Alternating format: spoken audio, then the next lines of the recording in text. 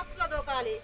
ఇక్కడికి వచ్చేసరికి 2 బాక్సులు వచ్చినాయి కదా, ఇట్లా 2 కాళ్ళు ఇలా ఇలా దూకాలి. ఓకేనా? అలా దూకుతూ ముందుకు వెళ్ళాలి. ఇప్పుడు నవ్య ఆడుద్ది ఫస్ట్, తర్వాత చూసి